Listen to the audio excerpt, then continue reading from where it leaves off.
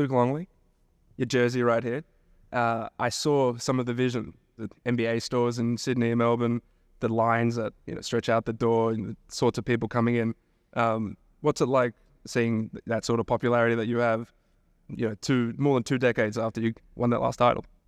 Yeah, look, I thought those days were over a long time ago, and I wasn't missing them. I was pretty happy.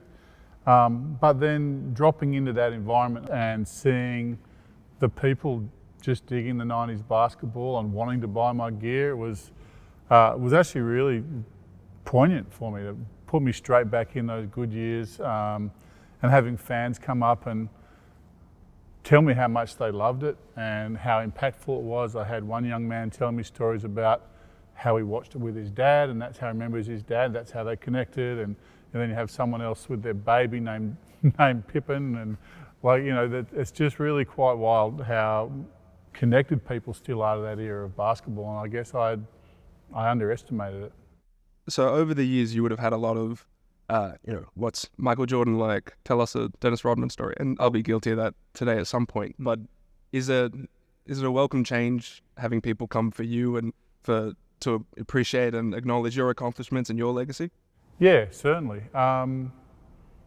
The Michael Jordan and Dennis Rodman stories are completely legit. I mean, that was the driving force behind what we did. But I think the thing that really made me feel great about my legacy, as you call it, was when The Last Dance came out and I wasn't involved, that the Australian public had an uproar.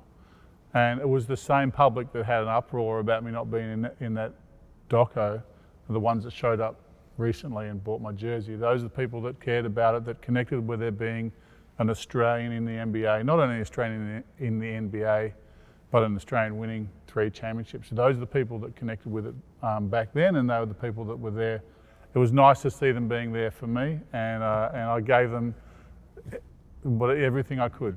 Correct me if I'm wrong, but my feel is that you leaning into your accomplishments and your legacy in your career has not been something that you've been too keen on doing. Is that right? And has something changed there where you've decided there is value in a lot of ways in me leaning into this sort of thing and making sure people are aware and sort of abreast of the stuff that you've done? So candidly, my career ended, the ending of my career was a scripted nightmare. I had a miserable end of my NBA career. I had an ankle that was degenerating and had a couple of bad years in Phoenix. Then as it was exploding, basically I was in New York, not able to really train. And I guess coming out of Chicago, where it had been such a, sort of a basketball utopia sort of a situation where we're winning, and to have my body break down at the same time and not be able to play well. And then even the fact that I was being paid out of my contract felt weird. You want to earn your money. You don't want to,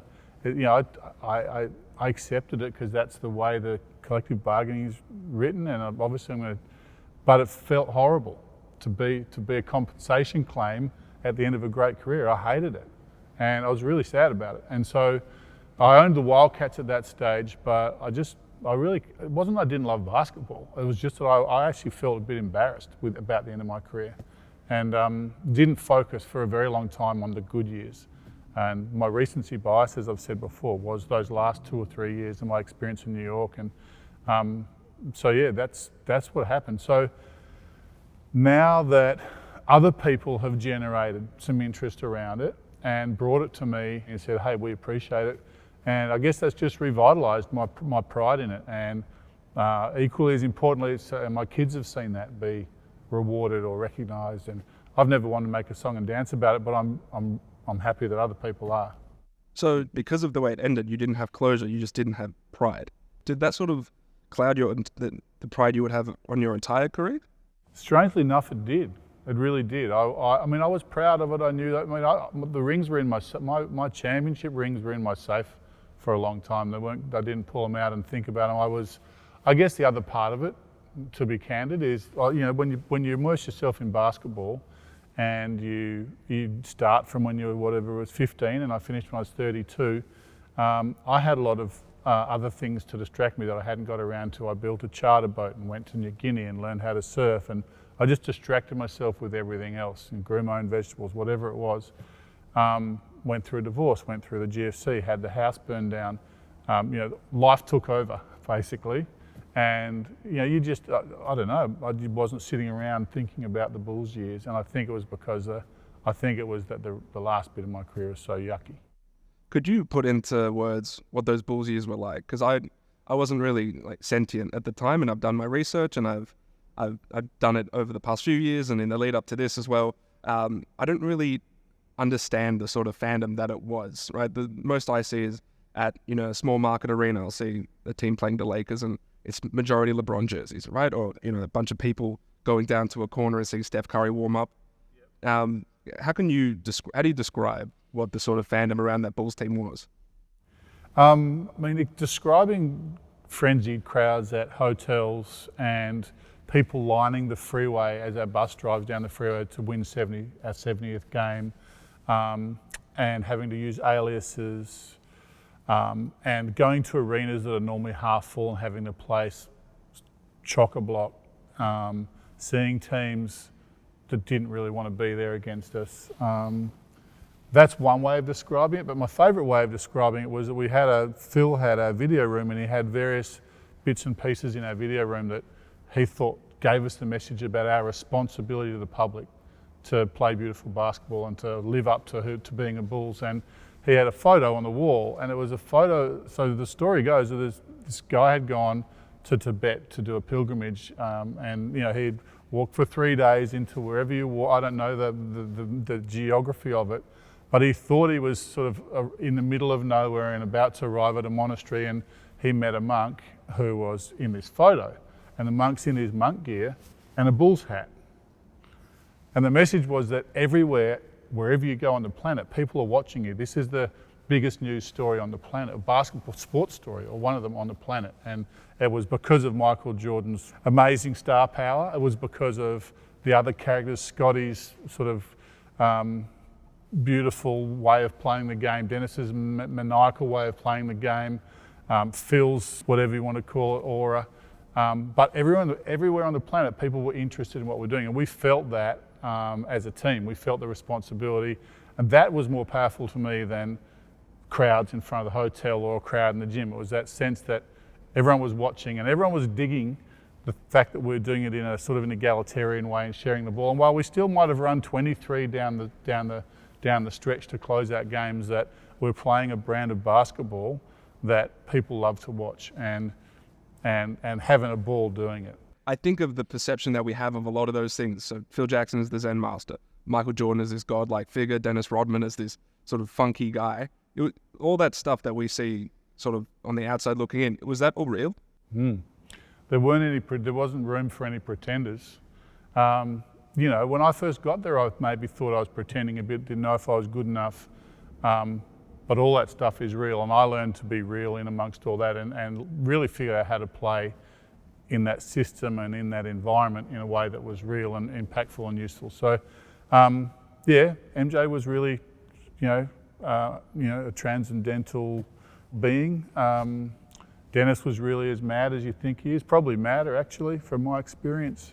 Scottie was, more generous and sort of impassioned of a teammate than you can possibly imagine. And Phil, for me, I'd still speak to Phil very regularly. Phil became, there's a carrot and the stick, and I was never responded that well to the stick. And Phil was great at reading people and how they needed to be coached, and the carrot worked for me just fine. And they were real, no doubt about it. When you look at this jersey and even this title and all the sort of adulation that's coming now, is there an anecdote or a memory that gets jogged immediately?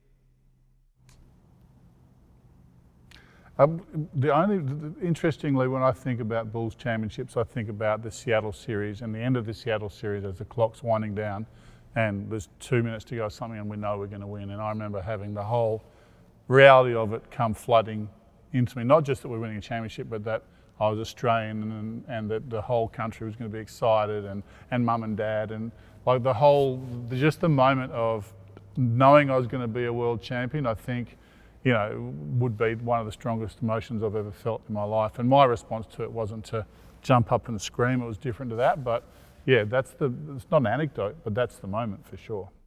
So you knew at the time what that meant for Australian basketball? Because it seems like that's sort of come on semi-recently, but did you realise at the time like what this could mean? Yeah, loosely, and as part of a whole collage of other stuff that was going on. But remembering back then there wasn't mobile phones and internet and text messages and that sort of thing. So it wasn't like I was getting bombarded with congratulations. But I knew, and the media was there to remind me and ask, connect me back to Australia, which was cool. So I ask this respectfully. Do you think you make the NBA today? Because big men are sort of a thing of the past. What do you think would have separated you going into the NBA today, where a team would have thought, okay, we need that version of a big man? So that version of me from the 90s probably wouldn't get a run today. But what I do think is that in any generation, people that love basketball and have skills and ability find a way to play. And Jokic is an example, because if you think about him, doesn't get off the floor. Like if you looked at him on paper, you'd draft him 41st or 2nd, or maybe not at all, right? So he's unlikely. And I think I'd be unlikely in some ways in that I'm tall and slow. But I figured basketball out in my generation, and I was sort of a stretch 5 in those days, had to draw Shaq away from the basket. And I loved doing it. And I think personally, no, Luke from then couldn't play. My game wouldn't translate. But were I born today with this body, I would figure out today's game. That's what I believe. What's it like for you watching Jokic? Because I think we would consider you a skilled big. Thank you. You're welcome. He takes that to a completely different stratosphere, right? A skilled big for him is just unbelievable. When you watch him, his ability to pass the ball, his ability to process the game, the quickness he does, what's it like watching him for you? Well, it's great. I love watching his particular skill package. I love watching Jokic go about his business. I like the way he handles himself off the court. I like his demeanour. I knew you'd say that too. Yeah, well, you got me right then. I like his whole package. I love the fact that he's got that edge to him. And he does the things that I wish I could have done with a not dissimilar physical package. Except his arms are longer, I think. So when you see him hop on a plane to Serbia, be with his horses and basically turn every phone, every TV off, you appreciate that more than most people. I think I can relate to that. I love that about him, and I'm trying not to fanboy on him, but I think if I'm ever going to fanboy on anyone, that's going to be the guy. And the way he's going about it is great. So can you tell us why that sort of off-court sentiment is important? Because it's something that you do, and we've spoken about this in the past. I didn't know how to describe it. Reclusive sounded almost like it has negative connotations to it, but it's sort of away from the material world a little bit, and you sort of switch off after you've done your job.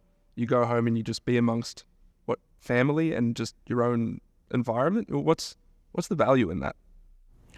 Well, for me, and I was criticised for it at the time for not being all immersed in basketball, but the only way for me to do it was to have a balance and be immersed in it when you're there, and then find the balance in your family or your horses or whatever it is that you're into. I suppose the other thing I think is quite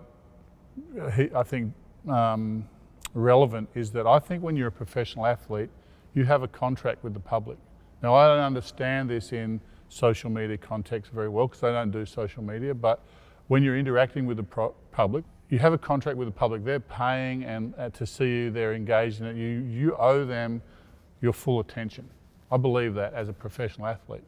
When you run out of that energy, you remove yourself from the public so that you don't disappoint anyone, or you don't end up barking at someone or being rude. Like, I think there's a really important, for me, a delineation between being available to the people that are loving your work and supporting you, basically financially, and then available to your family. And it's a weird crossover. And certainly when I was at the height of my Chicago years, I found it tricky. You go out to a restaurant with your family and people are coming up and want to take photos, and you got to stand up from the dinner table.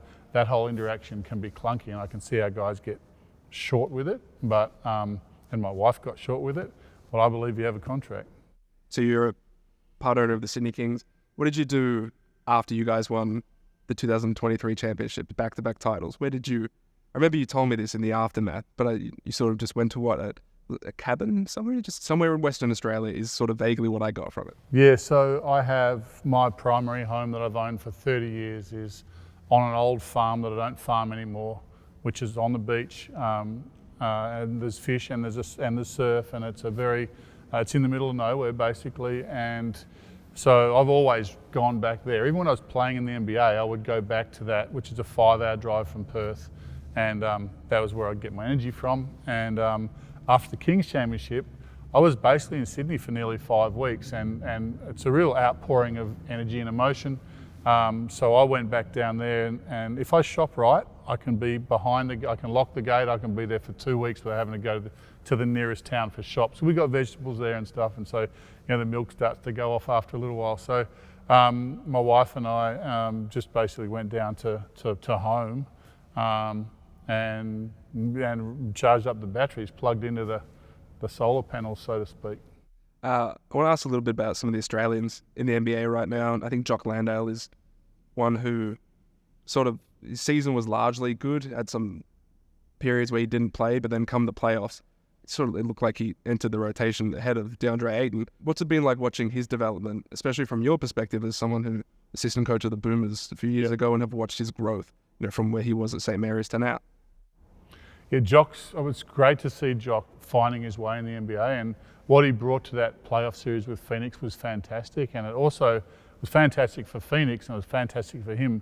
I also thought it was fantastic for Australia, for an Australian to come on and be the guy that was playing the hardest, winning the loose balls and turning the game. Like that was cool to me, and it's been great to see Jock's evolution. He's always just stuck at his game, stuck at his body, because his body early on wasn't his natural asset that it is now. He's really developed his body, and he's been focused on it. And and it's great for Australian basketball because we're going to need him over the next. Internationally, we're going to need him in the next couple of events. Do you see any of yourself in him? Because when you're talking about that now, him changing his body, the jump shot became a thing for him, which it wasn't previously. He didn't shoot it too great this NBA season, but he has it.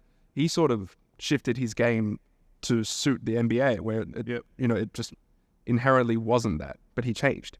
Yeah, and he went and did 4 years of college and worked it out when he got there and figured it out. And yeah, I mean, I do think that if I had an ability, it would have been that I adapted to what was needed, and that was what I was alluding to before about I would think I'd adapt today. But Jock's adapted and he's worked at it and he's refined his game, and I hope he gets somewhere where he can show all that next year. That would be sort of like what Josh Giddey's doing, where he was thrown into a situation where had balls in his hands, he can go and make mistakes, and he can also go and shine. What's the most impressive thing you've seen from Josh over his first 2 seasons where he seemingly took yet another step? Yeah, well, I haven't seen him make loads of mistakes, which is good. Again, watching Josh handle himself in a way that we can all be proud of. He's composed beyond his years. He sees the game beyond his years. He, I have been shown that some of his outfits, maybe his dress sense has changed, but he's going about in a way that we can all be proud of. He's not a chest pounder. He's not a goose out on the court. He's playing a brand of basketball that me, as an Australian, I'm proud to see him do it. And I played with his dad when we were young on Australian teams and stuff. So I've sort of tracked him, and it's cool also that that kid that was in the NBL and we all knew is pretty good has blown up into a star, and that just tells me how much closer Australian basketball is getting to the world standard. Do you have an appreciation of where the NBA is going, where it's seemingly, if you're a great athlete, that might not mean that much, but if you're really smart and you can process the game really quickly, then you can excel? Is that a cool thing for you to see? It's really cool to see basketball IQ becoming rated more and more highly. I know that I spoke to some friends in the NBA 2 or 3 years ago, and they were talking about passing as a skill on their metrics, which is becoming as important as anything, as a real premium. And so between passing and basketball IQ, as those two become real commodities, even stronger commodities in the NBA, I guess that just bodes well for the NBA, I think. And that's, Xavier embodies that. He's a great passer and a great facilitator, and he's really bright. So that bodes well for the Boomers. What was your first impression of that Boomers squad and the sort of team that Brian Goorjian could put together? Well, it's not hard to be more athletic than the Boomers teams I was in, but great combination of youth and old heads. That's going to be the tricky bit for Brian. There's obviously going to be some of the old heads are going to not get as many minutes, and some of the youth is going to take over. In World Cup, by memory, you play a game every 2 days for a couple of weeks, so you're going to need young bodies. So, I'm guessing Brian will pick some young bodies. I'm really looking forward to watching them. And the last time I watched them with the bronze medal stuff, I found myself really pushed and pulled around the emotions of having got so close for so long and failed, and there they were on the precipice. And Andrew Gaze, watching Andrew Gaze cry on television at the excitement of it, and also, I think, believe it or not, a little bit of, there's a tiny bit of, I wish it was us. This team's going to be really fun to watch. So I was with you in China when you guys, the Boomers, lost to Spain, and you had your famous quote. Yeah. I won't repeat it. But so do you get that? Jealousy sounds weird, but do you sort of feel like, imagine what you and Andre could have done with like this sort of lineup, really versatile? It's not malignant enough to be jealousy at all. It's more like pride that the Boomers are doing so well, and not being part of it anymore is fine. But I'll always be part of it in my heart. And when Andre was coaching, he took us from 13th to third in the world rankings. We just didn't get the medal. So I feel like we've all pulled on our own oars along the way. And I think the Boomers guys there, and I know Goorjian, recognise that they're standing on the shoulders of everyone else. And so we're all pretty, it's not jealousy, it's pride. So the Ben Simmons question, seemingly always a question, whether he plays the 2024 Olympics, yet to be seen. But if he does choose to play, based on what you've seen with him and with the Boomers and international basketball, where do you see the fit, and how do you think you can get the most out of his game and skill set in the international basketball? That's a really good question, Olgun. I think the way you get the most out of his skill set is having him be really excited to be there and excited to be around his teammates and in an environment where he's comfortable. After that, his talent transcends. A guy that can, lock someone down at one end, pin the ball to the glass, dribble the length of the floor and kick it out to Paddy in the corner, it's going to win you games. And I know that as a group, when we were coaching and probably still, everyone wants to win a medal. So you make certain concessions for guys. And I'm sure the group will make some concessions for Ben to get him involved up until a point, and then at that point they've got to get on with it. I truly hope for Ben that he ends up deciding it's something that he wants to do and be part of, because I've done a lot of things, but playing for the Boomers is right up there at the top of them. And I wouldn't trade one of my rings. I've said I would at one stage stupidly. I wouldn't trade one of my rings for a medal, but geez, I'd love to have a medal sitting alongside him. I've spoken to some people around Australian basketball, and there's sort of the thinking is that if Ben were to join the lineup, he'd play similar to the way Bogut played under Andre, right? Just as a guy who plays from the top, who screens, lob threat, that sort of thing. Can you see a Boomers team where Ben in that sort of Bogut role, basically the sky's the limit with that sort of player and talent there? Yeah. Ben's talent level in international basketball, yes, the sky's the limit. We had him with the Boomers for a minute when he was 16 and he changed games then. He can change games now. Obviously, that Bogut role is a tricky one, but he can play as a lob threat. He can play, I think, off the short roll with the ball penetrating. Where I see that team being great is locking teams up, getting steals or getting it off the backboard and going. I think their strength is actually going to be defensively. They can really make it difficult for people, and then Ben's in transition and looking really good. I know self-adulation's not your favourite thing, but you winning a championship as an owner of the Sydney Kings this season, and also winning one as an owner of the Perth Wildcats back in 2000. I think you are the first person to win multiple NBL titles as the owner of two different teams. That's cool, isn't it? Given what you've accomplished in the NBA and in your playing days, and then even as an assistant coach on the Boomers, Where does that sit, and how cool does that accomplishment feel to you? Doing that, basically excelling in just a bunch of different areas in basketball. You'd be surprised how much it means to me to win NBL championships. Like I saw you after the game. I was as emotional after that game as I've been after any championship, and people might think that's not realistic. But when you pour yourself into a championship campaign and you win, it's the same set of emotions whether you're on the world stage or whatever it is. So I'm very proud of it. I'm putting it on my business card: 3-time Olympian, 3-time NBA world champion, and 3-time NBL champion as an owner. Yeah, it's going on the business card. The strength of this organisation has been in the range of characters we've had. Paul Smith's passion, Chase Buford's genius, Chris Pongrass's thoroughness and diligence, and I wouldn't change any of that. But we do have to keep growing and evolving and getting better at having grace and class, and that's something that, as an organisation, we're aware of.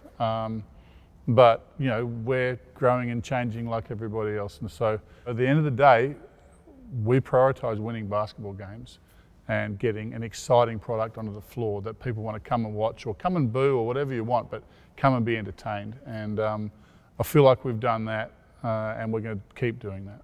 Luke, thanks for your time. Congratulations on the local legends pieces, and thanks, mate. Sure, we'll speak soon. Thanks, Oliver.